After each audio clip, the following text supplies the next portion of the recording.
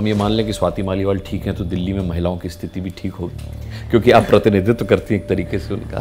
काश ऐसा होता। स्थिति काफी खराब है। हर दिन 6 बलात्कार के केसेस दिल्ली देश की राजधानी में ही रिपोर्ट होते हैं। ऐसे कई हजार लाख केसेस हैं जो कभी रिपोर्ट नहीं हो पाते।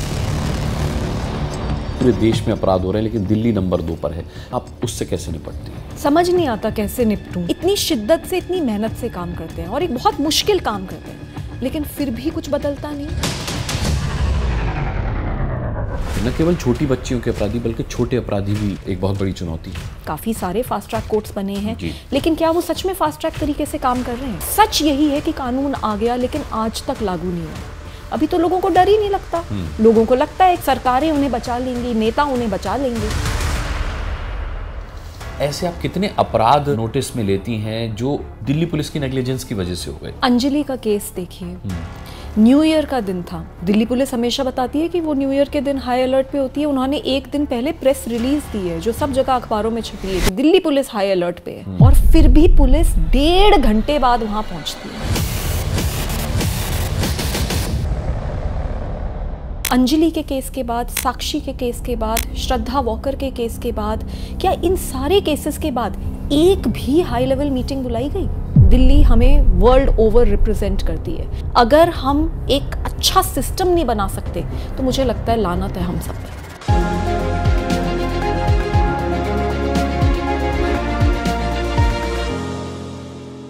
नमस्कार, मैं हूं आपके साथ अनुराग मुस्कान। द बिग बेंच के दर्शकों को हम लगातार द बिग डायलॉग में नामचीन बड़ी बड़ी राजनीतिक हस्तियों से रूबरू कराते रहे। लेकिन देखिए, मैं हमेशा ये मानता हूं कि जब भी हम देश के मुतालिक कोई बात करते हैं तो हम बेरोज़गारी की बात करते हैं, हम अर्थव्यवस्था की बात करते हैं और हम विशुद्ध रूप से राजनीति की बात करते हैं। लेकिन हम इस बीच आधी आबादी को भूल जाते हैं कहीं ना कहीं, या फिर हम 10 में से कोई एक सवाल उन पर पूछ लेते हैं। आधी आबादी से मेरा मतलब आप समझ गए होंगे, मेरा मतलब है देश की महिलाओं से। तो आज हमने ये तय किया कि द बिग डायलॉग में हम एक ऐसे बड़े मेहमान को आपके सामने लेकर के आएँ जो खासकर देश की राजधानी दिल्ली में महिलाओं की स्थिति पर न केवल संघर्ष करती हैं बल्कि उनके पास बहुत कुछ ऐसा है बताने को जो आप शायद नहीं जानते होंगे। मैं दिल्ली महिला आयोग की अध्यक्ष स्वाति मालीवाल जी की बात कर रहा हूं, जो आज द बिग डायलॉग में द बिग गेस्ट है। बहुत बहुत स्वागत है स्वाति जी आपका। Thank you so much. देखिए, सबसे पहला सवाल हम ये पूछते हैं कि कैसी हैं आप? मैं ठीक हूँ, मैं अच्छी हूँ। तो हम ये मान लें कि स्वाति मालीवाल ठीक हैं तो दिल्ली में महिलाओं की स्थिति भी ठीक होगी, क्योंकि आप प्रतिनिधित्व करती हैं एक तरीके से उनका। काश ऐसा होता।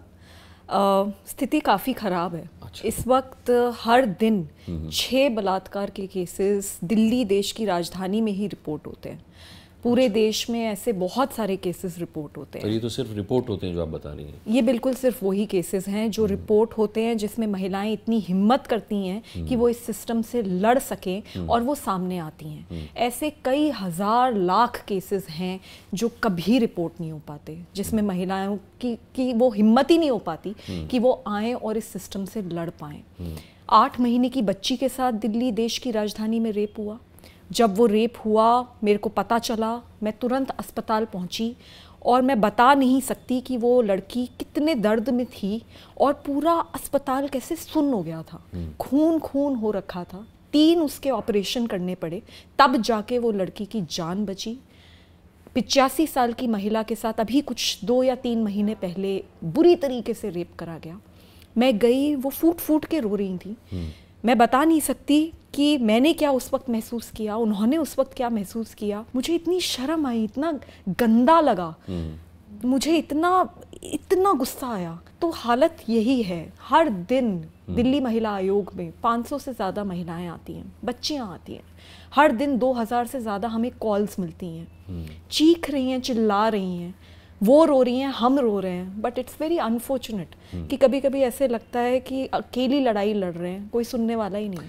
अच्छा, मैं जैसे आंकड़ों में जाता हूं तो हम देखते हैं कि जहां कांग्रेस की सरकार है वो महिला सुरक्षा को लेकर के बेहतर आंकड़े प्रस्तुत करती है। बीजेपी कहती है कि लाडली बहन योजना आने के बाद उन राज्यों में जहां बीजेपी की सरकार है, लाडली बहनों की स्थिति में सुधार हुआ है। लेकिन अगर हम एनसीआरबी के आंकड़े देखते हैं तो हम पाते हैं कि दिल्ली में लगातार महिलाओं के खिलाफ अपराध या महिला असुरक्षा के मामले बढ़ते जा रहे हैं। तो ऐसा क्यों है? यहाँ तो आम आदमी पार्टी की सरकार है।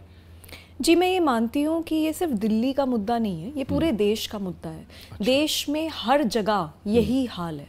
अब सरकारें चाहे कोई भी हो, पार्टी चाहे कोई भी हो, स्थिति वैसी की वैसी बनी हुई है। जो सरकारें ये क्लेम करती हैं कि उन्होंने बहुत अच्छा हाल कर दिया महिलाओं का, बिल्कुल सेफ्टी हो गई, तो पहली बात तो ऐसी सरकारें मुझे लगता है कोई क्लेम ही नहीं कर सकती। और दूसरी बात, जब भी वो ये क्लेम करती हैं तो एनसीआरबी का डेटा आता है और इन सारे क्लेम्स को बिल्कुल तोड़ देता है। अच्छा। और हम हर दिन अखबार में पढ़ रहे हैं, कभी जयपुर का केस आता है, कभी मध्य प्रदेश का केस आता है, कभी दिल्ली का केस आता है, कभी साउथ में केस आ रहे हैं, कभी नॉर्थ ईस्ट में अभी जो मणिपुर में जो हमने हालात देखे कि किस तरीके से 2 लड़कियों को नग्न करके उनको घुमाया गया, एक भीड़ द्वारा घुमाया गया, उनको मोलेस्ट किया गया, और उनमें से छोटी लड़की जो सिर्फ 19 साल की है उसके साथ गैंग रेप किया गया, जब उसके दोनों भाई और पिता उसको बचाने के लिए सामने आए तो उनका मर्डर कर दिया गया।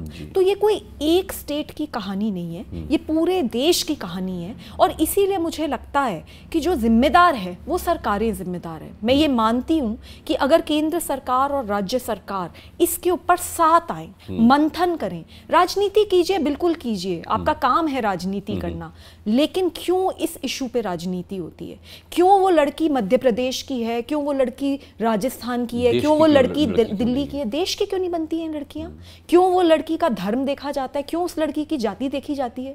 अरे जब रेप हुआ, खून निकला, तो वो खून तो लाल ही है ना, उसके भी रंग हैं।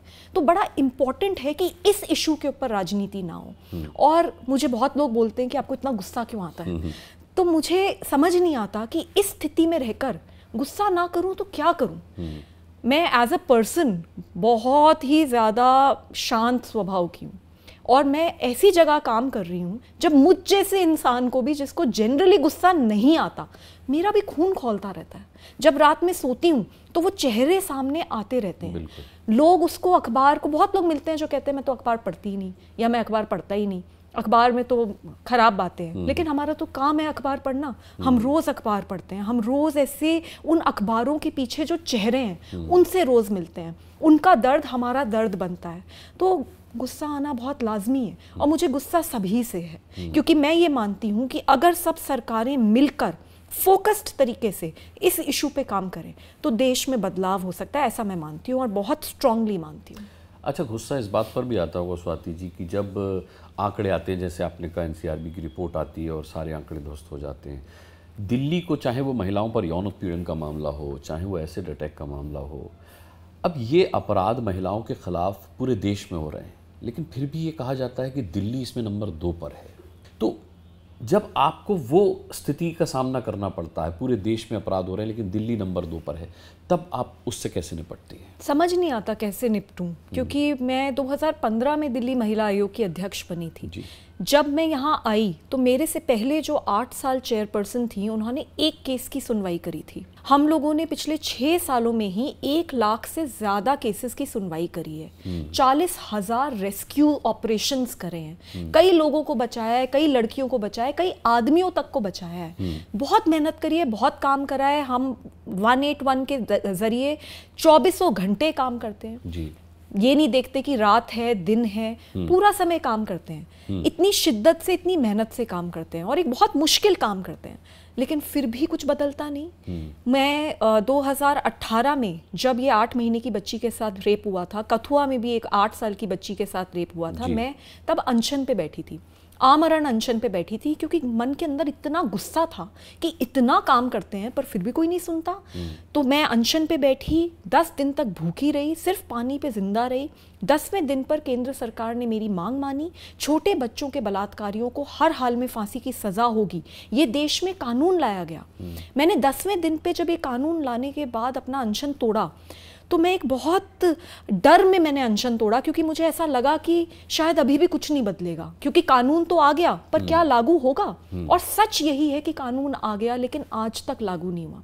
2019 में मैं फिर अनशन पे बैठी, क्योंकि गुस्सा फिर इतना आया कि इतना काम कर रहे हैं, इतने केसेस हो रहे हैं, इतनी हम बातें करते हैं लेकिन कोई सुनने को तैयार नहीं है। फिर अनशन पे बैठी, 13 दिन तक अनशन चला। बहुत सारी अनाउंसमेंट्स करी गई कि 1000 फास्ट ट्रैक कोर्ट्स क्रिएट कर देंगे across the country, there will be women help desk in police stations, and मैंने 13वें दिन पे मेरी ही तबीयत ख़राब हो गई, पुलिस ने तुरंत उठा के मुझे अस्पताल में एडमिट करा, मेरा अनशन तुड़वाया गया, and but yet nothing has changed. So I really feel very upset about it. और मेरे को लगता है मेरा गुस्सा बहुत लाजमी है, और ये बहुत ही ज़्यादा दुख की बात हो जाती है जब ये दिल्ली देश की राजधानी में होता है, क्योंकि हम सबको याद है कि निर्भया के साथ क्या हुआ था दिल्ली देश की राजधानी में. गैंगरेप करा गया, अंदर रॉड्स तक घुसाए गए, तड़पा कर मारा गया. उस केस के लिए भी अनशन भी करने पड़ गए, और पता नहीं क्या क्या हुआ, तब जाकर सज़ा हुई.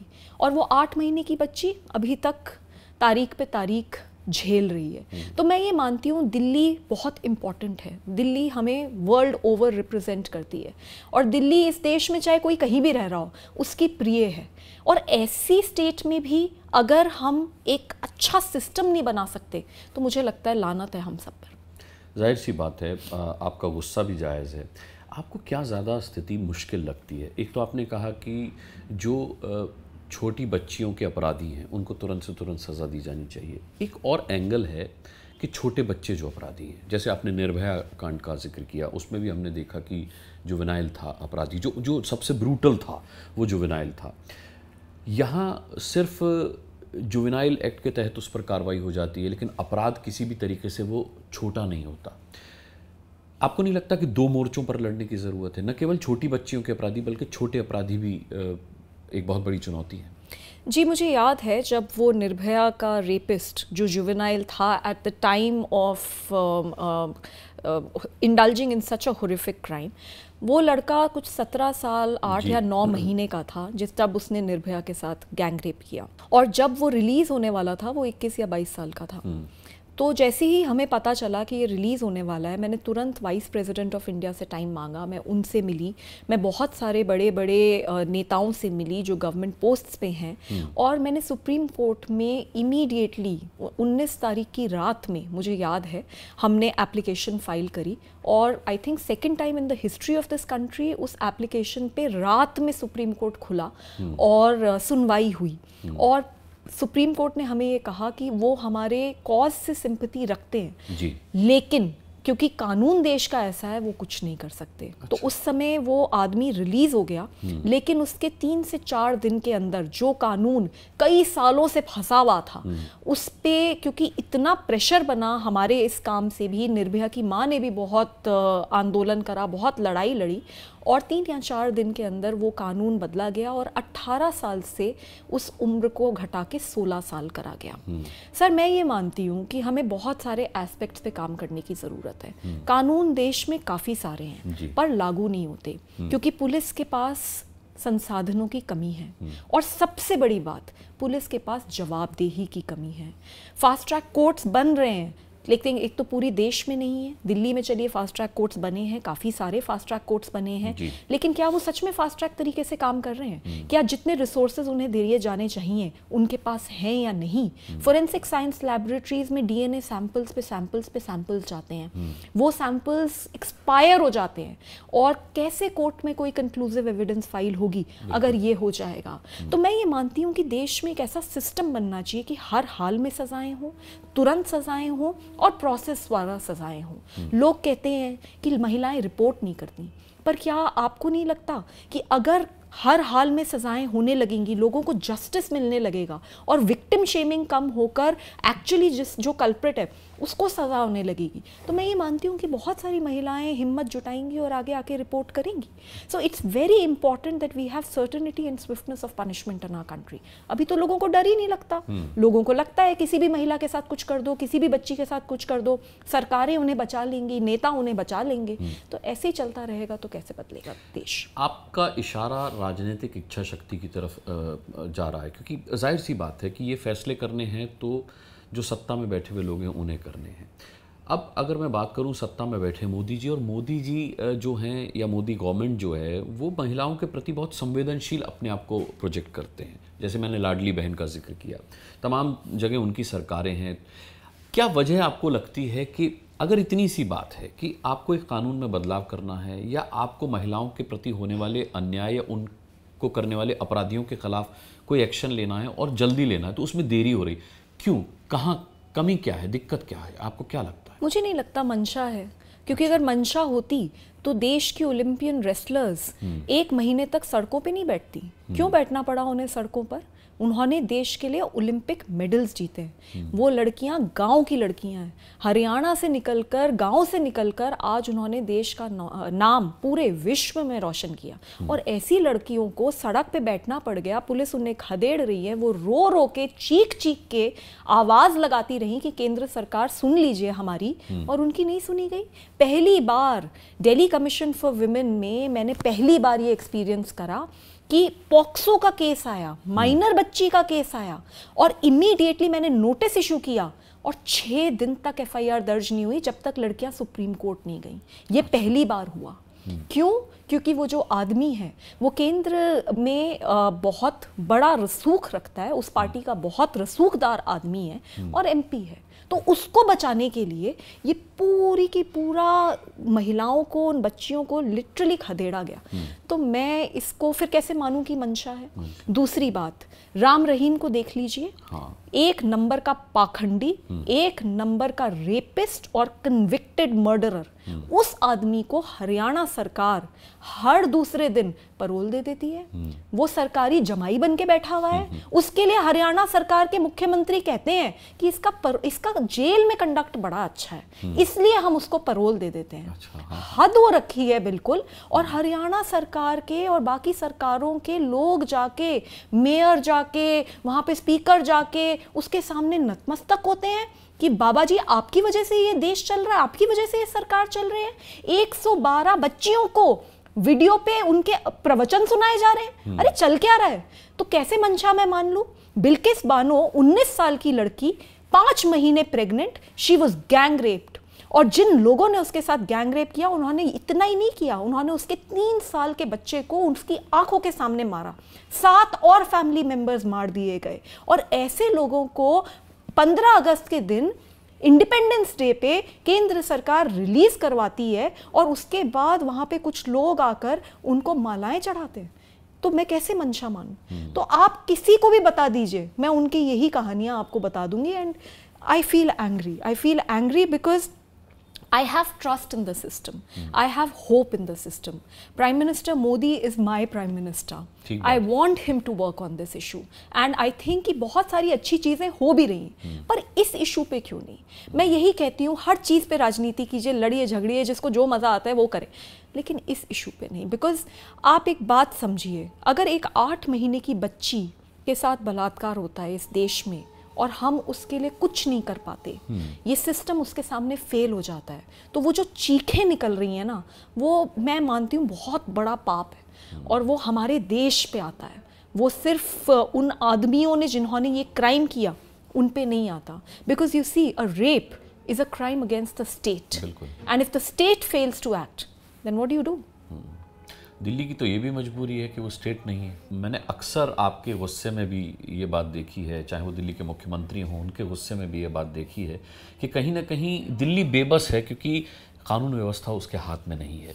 आपको कितनी परेशानी आती है इस बात को लेकर के, या ऐसे आप कितने अपराध नोटिस में लेती हैं जो दिल्ली पुलिस की नेग्लिजेंस की वजह से हो गए? क्योंकि पुलिस का अक्सर मैंने देखा ये बयान आता है कि हम कोई भगवान थोड़ी, हमें क्या पता कहाँ अपराध होने वाला है, जब अपराध हो जाएगा तभी तो हम पहुंचेंगे। और ये बात सच भी है कि पुलिस को कैसे पता कहाँ अपराध होने वाला है। बात उनकी भी सही लगती है और बात आपकी भी गलत नहीं है, बात दिल्ली सरकार की भी गलत नहीं है, तो भुगतना तो महिलाओं को पड़ता है इसमें। अंजलि का केस देखिए, न्यू ईयर का दिन था, दिल्ली पुलिस हाई अलर्ट पे थी, यही बताते हैं जी, मैं कंजावला कांड की बात कर रही हूँ। दिल्ली पुलिस हमेशा बताती है कि वो न्यू ईयर के दिन हाई अलर्ट पे होती है। उन्होंने 1 दिन पहले प्रेस रिलीज दी है जो सब जगह अखबारों में छपी है कि दिल्ली पुलिस हाई अलर्ट पे है। ऐसी रात में एक लड़की को 12 किलोमीटर कुछ ड्रंकन मेन द्वारा गाड़ी के साथ घसीटा जाता है। एक आई विटनेस है जो बार बार कॉल करके पीसीआर को बताता है, हाँ। बार बार उस लड़की का पीछा करता है कि मैं इसको बचाने की कोशिश करूं, और फिर भी पुलिस 1.5 घंटे बाद वहां पहुंचती है। जब दिल्ली महिला आयोग नोटिस इशू करता है, जब पूरे देश में हाहाकार मचता है, जब जवाबदेही तय करनी पड़ती है, तब जाके 13 दिन बाद कुछ ऑफिसर सस्पेंड किए जाते हैं। मुझे और कोई केस याद नहीं आ रहा जब कुछ ऑफिसर सस्पेंड किए जाएं। कौन जवाबदेही फिक्स करेगा? जवाबदेही अगर फिक्स नहीं होगी तो कोई भी काम ढंग से नहीं होगा। क्या मैंने आज तक ये कहा कि दिल्ली पुलिस पूरी की पूरी बिल्कुल नाकाम है? मैं ऐसा नहीं मानती, क्योंकि दिल्ली पुलिस के कुछ ऑफिसर्स को मैं जानती हूँ जो बहुत जाबाज हैं, जो हम क्या काम करेंगे हमसे ज़्यादा काम करते होंगे। तो बहुत अच्छे लोग भी हैं सिस्टम में, लेकिन अगर एक पूरा का पूरा सिस्टम फेल हो रहा है तो उसमें जवाबदेही तो फिक्स होनी चाहिए। साक्षी को कितनी बुरी तरीके से दिल्ली में मारा गया, कितने चाकू मारे गए, सड़क पे चलती हुई लोग देखते रहे, किसी ने कुछ नहीं करा। लेकिन क्या उसके बाद अंजलि के केस के बाद, साक्षी के केस के बाद, श्रद्धा वॉकर के केस के बाद, क्या इन सारे केसेस के बाद एक भी हाई लेवल मीटिंग बुलाई गई, जवाबदेही तय करी गई? क्या केंद्र सरकार जिनके पास होम मिनिस्ट्री है, क्या उनका फर्ज नहीं बनता कि ऐसे समय में कम से कम इस तरीके के केसेस के बाद सबको साथ में मिला के बैठे? कितने पत्र लिख चुकी हूँ, मतलब अनगिनत पत्र लिख चुकी हूँ कि सर एक बार बुलवा लीजिए, क्योंकि मैं जानती हूँ कि कहीं ना कहीं उन्हें भी बुरा लगता होगा कि क्या चल रहा है, क्यों हो रहा है। It's not, nobody can be oblivious to this fact that it's a horrible scene. पर बुरा लग रहा होता तो आपको बुला ही लेते वो फिर? समझ नहीं आता क्यों नहीं बुलाते। मैं ये मानती हूँ क्योंकि मैं नहीं ऐसा इंसान इमेजिन कर सकती कि जिसको इस स्थिति पे बुरा नहीं लग रहा होगा, तो मैं नहीं समझ सकती कि क्यों नहीं बुलाते। बट क्या राजनीति इतनी बड़ी चीज़ है कि लड़कियां मरती रहेंगी और उसके ऊपर काम नहीं होगा? जब दिल्ली कमीशन फॉर वुमेन में 1 लाख से ज़्यादा केसेस हम लोगों ने हैंडल करे हैं और मैं टाइम मांगती हूँ कि मुझसे मिल लीजिए, लेट्स मीट टुगेदर, एंड मैं तो कहती हूँ कि हर महीने एक बार एक हाई लेवल मीटिंग बुलाई जानी चाहिए जिसमें देश के होम मिनिस्टर होने चाहिए, क्योंकि दिल्ली पुलिस डायरेक्टली उनको रिपोर्ट करती है। एलजी साहब बुलाएं, मुख्यमंत्री साहब बुलाएं, पुलिस कमिश्नर को बुलाएं और दिल्ली महिला आयोग को बुलाइए। एक महीने में एक बार 1 घंटा for the women of Delhi, for this country. Because अगर महिलाओं के साथ रेप होता है, आप कहीं पे भी किसी भी फॉरेन नेशनल को जो इंडिया आता है उससे बात कर लीजिए, वो यही बोल रहा होगा कि Delhi is the rape capital of the world. तो एक तरफ तो हम G20 होस्ट कर रहे हैं, एक तरफ हम पूरे विश्व में एक मैसेज दे रहे हैं that we are a force to reckon with, and एक तरफ एक मैसेज साइमल्टेनियसली पैरेलली चल रहा है कि ये तो अपनी महिलाओं की सुरक्षा के ऊपर काम नहीं कर सकते। So how is it benefiting this country? So we need to have these meetings. We need to fix accountability. बहुत ज़रूरी है, बहुत बहुत बहुत ज़रूरी है। जवाबदेही तय होनी शुरू हो जाएगी तो पुलिस भी ढंग से काम करेगी, सरकार भी ढंग से करेगी, PWD भी ढंग से काम करेगा, स्ट्रीट लाइटें भी लगनी शुरू हो जाएंगी, पब्लिक टॉयलेट्स भी ठीक होने शुरू हो जाएंगे, सब कुछ ठीक हो जाएगा अगर जवाबदेही तय हो जाए। और मैं इसमें बिल्कुल मानती हूँ, देखिए दिल्ली पुलिस का एक बहुत बड़ा रोल है दिल्ली देश की राजधानी को सुरक्षित बनाने में, क्योंकि मैं ये मानती हूँ कि अगर एक राज्य की पुलिस सुधर जाए तो सब बहुत कुछ बदल सकता है। मैं ये मानती हूँ, मतलब मान के चलिए 90% प्रॉब्लम रिजॉल्व हो जाती है, बट 10% प्रॉब्लम भी बहुत बड़ी प्रॉब्लम है। स्ट्रीट लाइट्स लगना, पुलिस ये पब्लिक टॉयलेट्स ठीक होना, बसेस में मार्शल्स होना, ये सब कुछ मेरे हिसाब से बहुत इंपॉर्टेंट है। मुझे तो आपकी बातें सुन के लग रहा है कि बीजेपी अपना खुद का नुकसान कर रही है। दिल्ली में जो बीजेपी के लिए वैक्यूम है, खासकर अभी कांग्रेस तो कहीं अता पता है नहीं, लेकिन जिस तरीके से दिल्ली मोदी जी के फेस पर जीतती है और अरविंद केजरीवाल जी के जादू के आगे जो वैक्यूम उसको भुगतना पड़ रहा है, अगर वो इन सब कामों में पार्टिसिपेट करना शुरू कर दे, महिलाओं की सुरक्षा को लेकर के जो महिला आयोग उनसे मांग कर रही है, जिस खूबसूरती के साथ आप मीटिंग की बात कर रही हैं, बहुत ज़रूरी, अगर वो ये करना शुरू कर दे तो उसी के लिए दिल में जगह बनेगी लोगों के। फिर भी ऐसा नहीं हो रहा तो इस राजनीति को तो खैर ये तो मेरी समझ से परे है। सर ये इसलिए क्योंकि महिलाएं अभी भी इस देश में वोट नहीं है, शायद हमारा इशू वोट का इशू ही नहीं है। हम आधी आबादी हैं, लेकिन पार्लियामेंट में देख लीजिए कि कितनी महिलाएं हैं। अब बोला गया है, अब आरक्षण आ गया है, लेकिन वो आरक्षण जब तक इम्प्लीमेंट होगा तब तक तो और 5-6 साल निकल जाएंगे, तो 5-6 साल ऐसे ही चलेगा।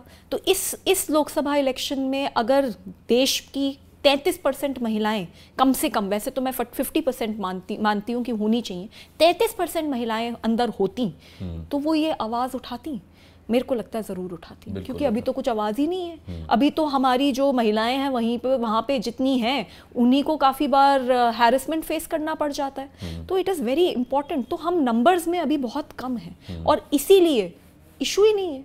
अगर इशू होता तो मुझे लगता है कि बहुत काम होता है, क्योंकि जो सरकारें काम करती हैं वो वोट पॉलिटिक्स पे काम मुझे लगता है नंबर्स में तो हैं, क्योंकि हम आधी आबादी कहते हैं, लेकिन शायद संगठित नहीं है। संगठित नहीं है। इशू एक ऐसा इशू नहीं है जिसके ऊपर वोटिंग हो, और इसमें मैं हम सबकी कमी मानती हूँ। महिलाओं की मुझे लगता है संगठन की बहुत ज़रूरत है। मुझे लगता है महिलाओं की पॉलिटिकल पार्टिसिपेशन की बहुत ज़रूरत है। और मैं ये देखती भी हूँ कि महिलाएं पॉलिटिक्स में पार्टिसिपेट करती हैं, कोशिश करती हैं, लेकिन कहीं ना कहीं जब वो टिकट डिस्ट्रीब्यूशन का टाइम आता है तो वो कहीं ना कहीं बहुत पीछे रह जाती है। और इसीलिए इट इज़ वेरी इंपॉर्टेंट कि लोकसभा में, विधानसभा में, सब जगह 50% रिजर्वेशन हो। एंड इट्स वेरी डिसअपॉइंटिंग कि इस बार आया भी, but it became a lip service, because अब तो फिर 2029 की तो तब की तब देखेंगे। Why not this election? ऐसा क्या कमी थी कि इस बार लोकसभा में नहीं करा जा सकता था? बिकॉज इस बार करते तो वो मंशा क्लियर दिखती। अब तो अगली सरकार जब देखेंगे तब होगा। तो इट्स वेरी अनफॉर्चुनेट। ना उम्मीद हूँ, क्योंकि 5-6 साल में तो पता नहीं क्या क्या हो जाएगा।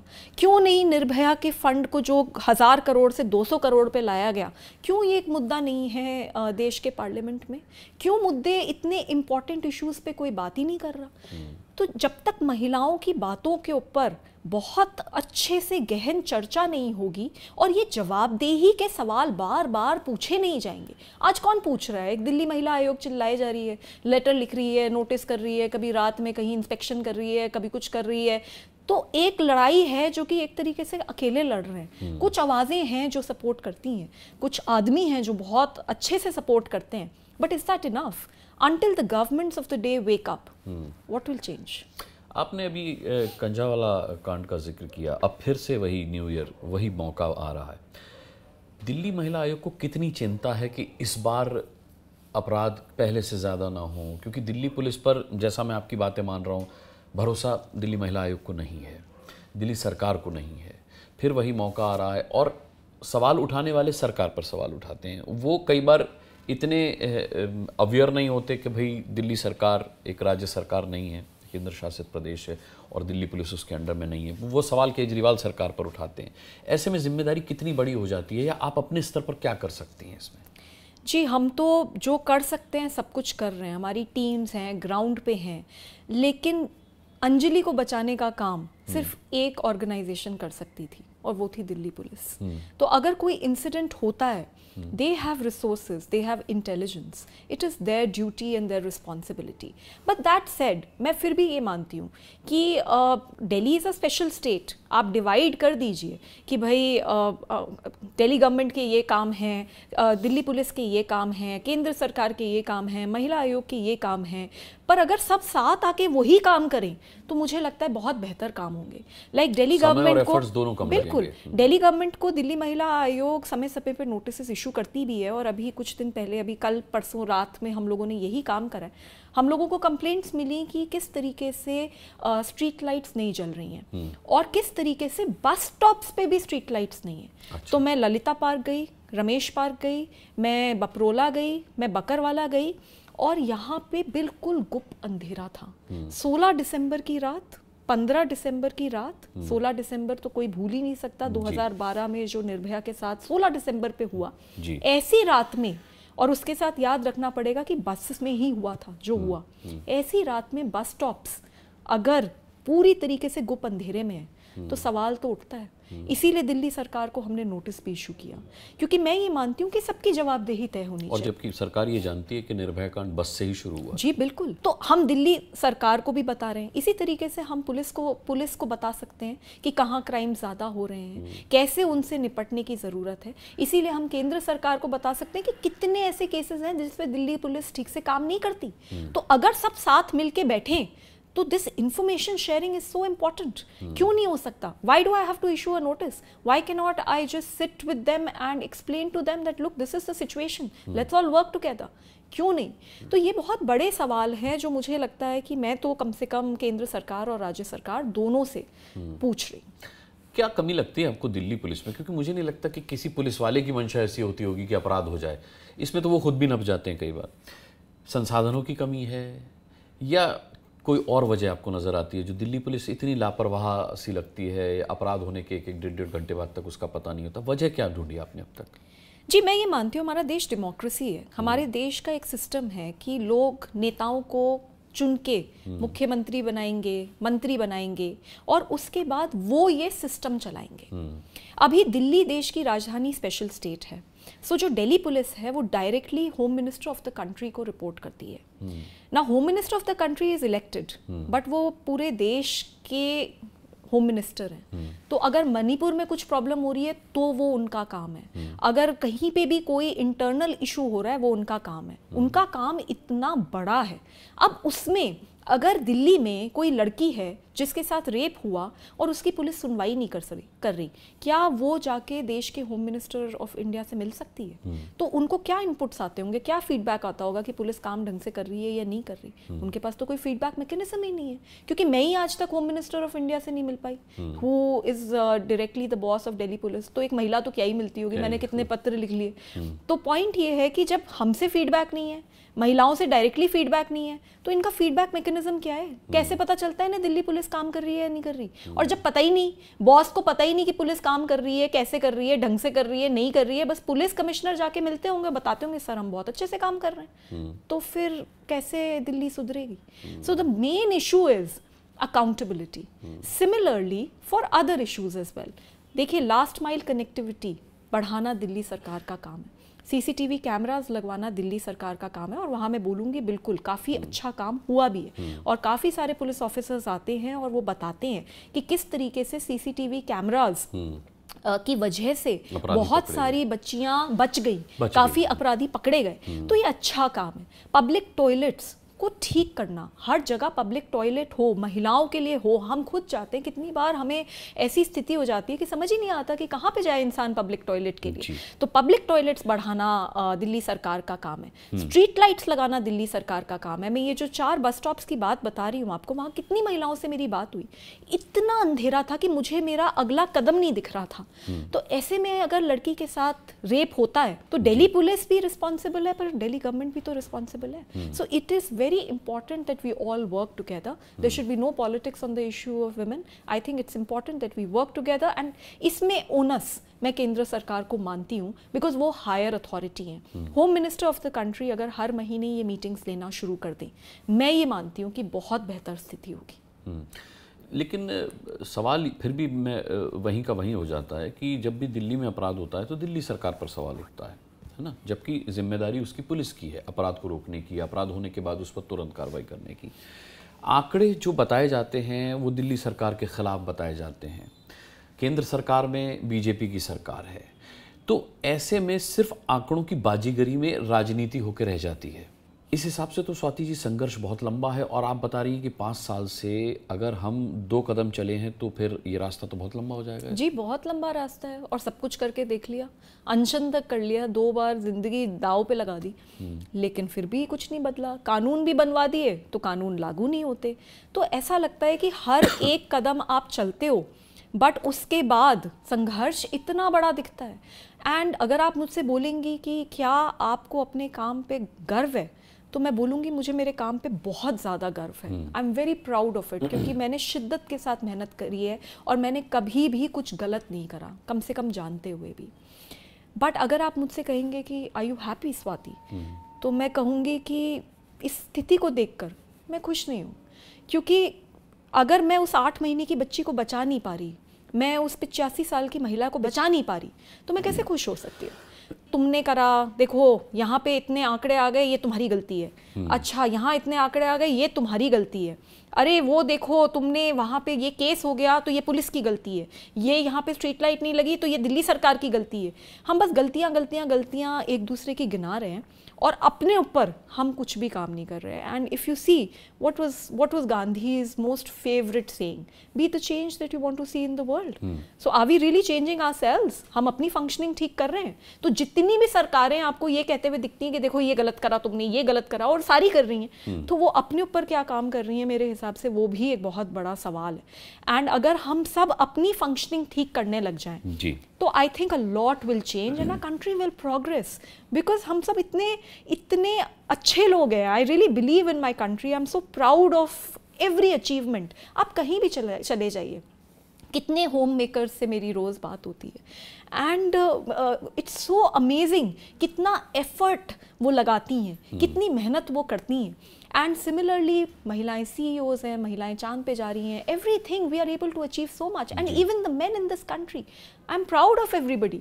It's just this that it is so sad that as systems we are failing, governments are failing, और उसका सरकारें और नेता जनता के ऊपर थोप देते हैं. हमारे तो देश का माइंडसेट ही खराब है, हम तो लोग ही ऐसे हैं, हमारा तो दिमाग ही ऐसा है.